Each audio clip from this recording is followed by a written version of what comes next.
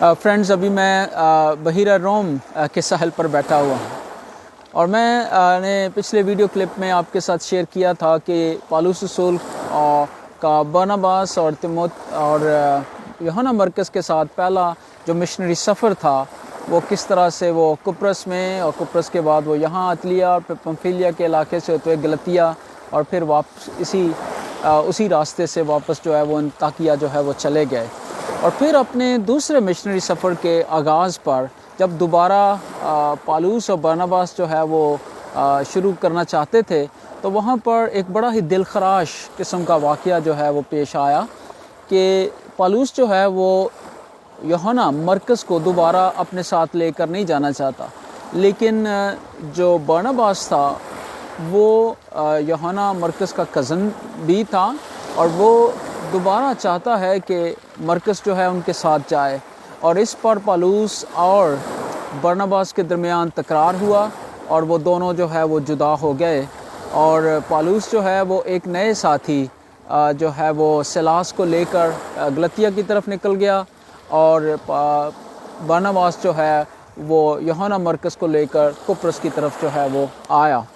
تو یہاں پر ہم دیکھتے ہیں کہ ایک دو خدا کے بڑے خادموں کے درمیان جو ہے وہ تکرار ہوئی اور ان میں جدائی بھی ہوئی،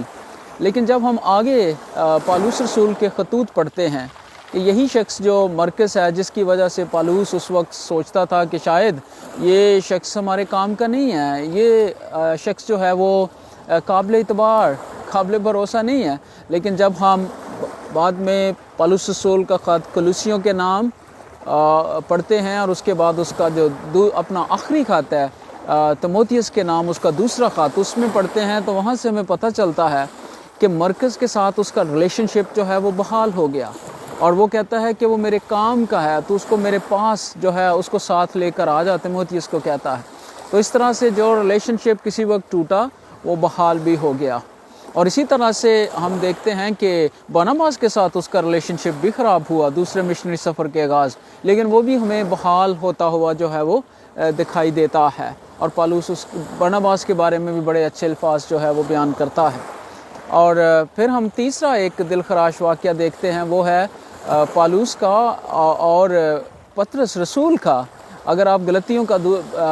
خط پڑھیں اور اس کے دوسرے باب میں پتہ چلتا ہے کہ پالوس کی اور پطرس کا کافی ٹکراؤ ہوا اور پالوس نے اس کی سرزنش کی، لیکن بعد میں ہم دیکھتے ہیں کہ ان کا ریلیشن شپ بھی کتنا جو ہے وہ بحال ہو گیا۔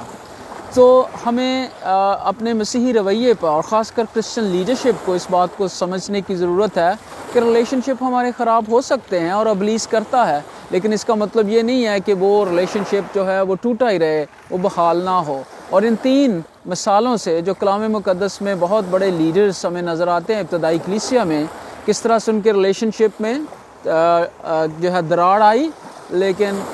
خدا کے پاک روح کی قدرت سے کس طرح سے وہ بحال بھی ہو گئے۔ اسی طرح سے آج میں پاکستانی کرسچن لیڈرشپ کے لیے اور اپنے لیے بھی یہ چیلنج چھوڑنا چاہتا ہوں یہاں بحیرہ روم کے ساحل پر، کہ جب ہم اس چیز کو میڈیٹیٹ کرتے ہیں کہ ریلیشن شپ خراب ہو سکتے ہیں، لیکن ان میں دراڑ زیادہ نہیں آنی چاہیے بلکہ وہ بحال ہونے چاہیے۔ اور آج کل پاکستانی چرچ کے لیے یہ ایک نہایت ہی لیڈرشپ کے لیے اہم چیلنج ہے کہ ہم آپس کے ریلیشن شپ جو ہے وہ بحال کریں، اور مسیح کی انجیل اور اس کی خوشخبری کو آگے لے جانے کے لیے جو ہے وہ اپنی انا، اپنی میں، اپنی ایگو کو ختم کر کے جو ہے وہ ایک دوسرے کے ساتھ بہتر طور سے اپنے تعلقات کو بحال کریں۔ God bless you.